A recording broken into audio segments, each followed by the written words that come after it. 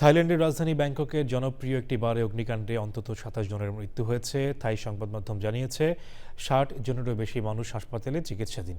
এখনও বেশ কয়েকজন নিখোঁজ রয়েছেন। বিস্তারিত মীর আমিরুল আলমের রিপোর্টে। ব্যাংককের রং বিয়ার লানাত ফ্রাউ নামের বারটির প্রধান দরজায় আগুনের লেলিহান শিখার তীব্রতার ভেতর থেকে মানুষজন জীবন বাঁচাতে ছুটে পালাচ্ছেন এমন একটি ভিডিও ছড়িয়ে পড়ে সামাজিক যোগাযোগ মাধ্যমে। সোমবার মধ্যরাতের ঠিক পরপরই খবর পেয়ে ফায়ার সার্ভিস কর্মীরা ঘটনাস্থলে ছুটে যায়। থাইল্যান্ডের প্রধানমন্ত্রী অনুতিন চার্নভিরাকুল সাংবাদিকদের বলেন, এ পর্যন্ত ২৭টি মরদেহ উদ্ধার করা হয়েছে। আগুন কিভাবে লেগেছে তা নিয়ে অনুসন্ধান চলছে। প্রধানমন্ত্রী আরও জানিয়েছেন, আগুন লাগার সময় মঞ্চে গান গাইছিলেন এমন একজন শিল্পী তাকে জানায় কাট আউট সুইচে আগুন লেগেছিল। এরপরেই সবকিছু দ্রুত ঘটে যায়।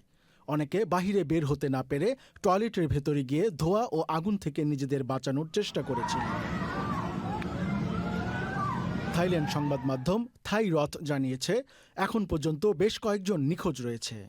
স্থানীয় গণমাধ্যমের প্রতিবেদন অনুযায়ী নিহত ২৭ জনের মধ্যে ৯ জন পুরুষ ও ১৮ জন নারী রয়েছেন। ৬০ জনেরও বেশি মানুষ হাসপাতালে চিকিৎসাধীন আছেন। ফায়ার সার্ভিস কর্মীরা প্রায় আধ ঘন্টা চেষ্টায় আগুন নিয়ন্ত্রণে আনলেও ততক্ষণে ব্যাপক ক্ষয়ক্ষতি হয়ে যায়। মীর আমিরুল আলম, চ্যানেল আই।